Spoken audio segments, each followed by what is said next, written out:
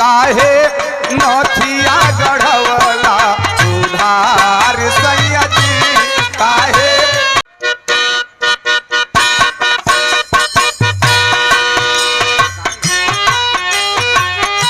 वाह वाह ट्रेबल पर उठा ले बीरन।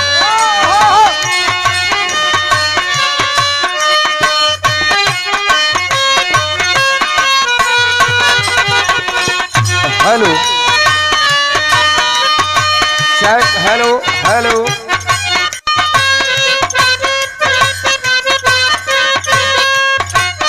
अरे वाह वाह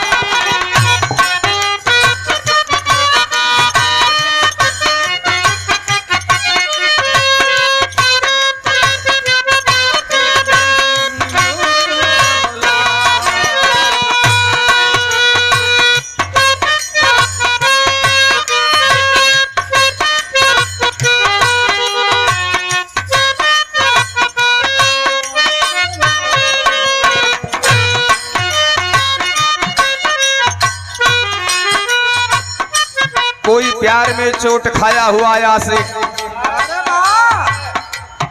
दिल तड़प रहा है, मोहब्बत किया लेकिन मोहब्बत मंजिल तक नहीं पहुंची।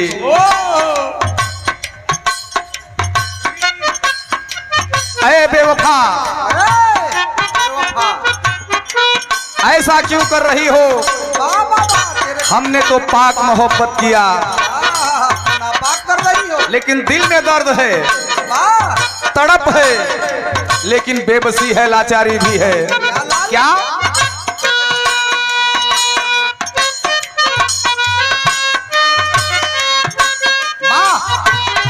यह कहे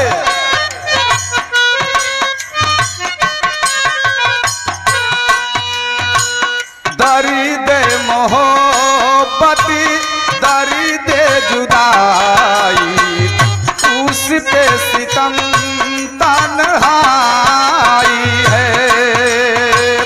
दर्द मोहब्बती दर्द जुदाई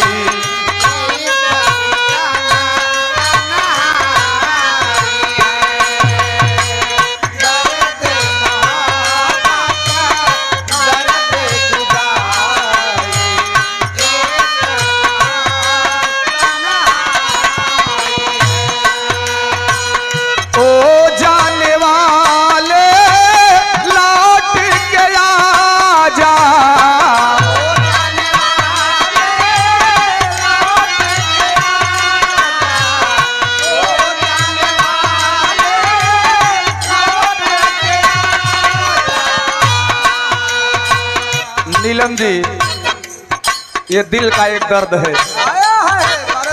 चाहे आप किसी से मोहब्बत की हो, चाहे सुरेंद्र किसी से मोहब्बत किए हो, चोट खाया दिल तड़प रहा है, कह रहा है ओ जाने वाले लौट के आजा।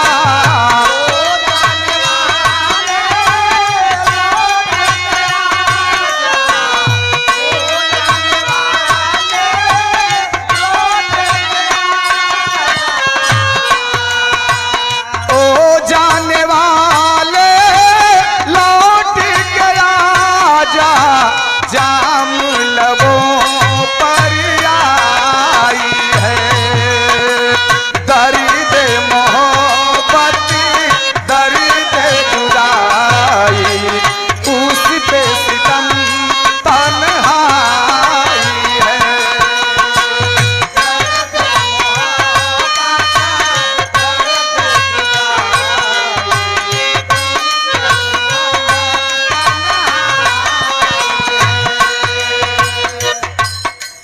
यह प्यार पूजा है, मंजिल को वही प्यार प्राप्त करता है जो पाक हो। लेकिन पति पत्नी में प्यार बा फिर भी शिकायत करता एक ठे लाइन में का कहे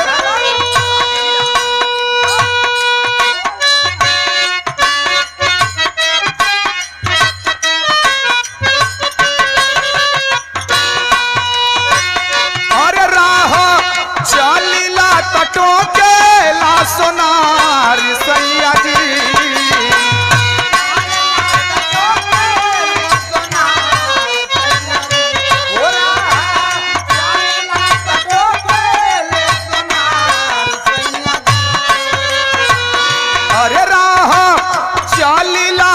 टोकेला सोनार सैया जी काहे नथिया गढ़वला सुधार सैया जी काहे नथिया गढ़वला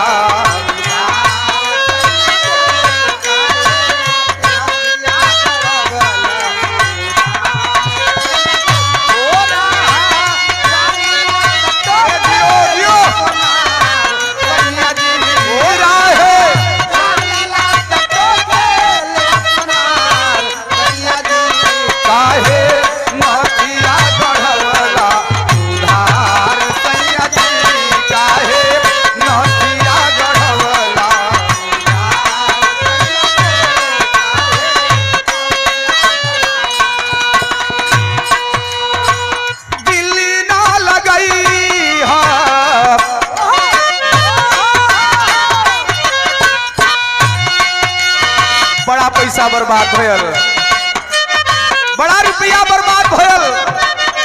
बाबू कमात रहलन पढ़े खातिर पैसा मंगली, पैसा तो मिल जाए लेकिन अगर हैसने हैसने मोहतरमा मिल जाई है कुल बाबू के पैसा माटी में मिल जाई। कहना हो इंद्रजीत यादव ग्राम सभा पीपर गांव कलियापुर से 100 रुपए का सम्मान भैया के प्रणाम। 51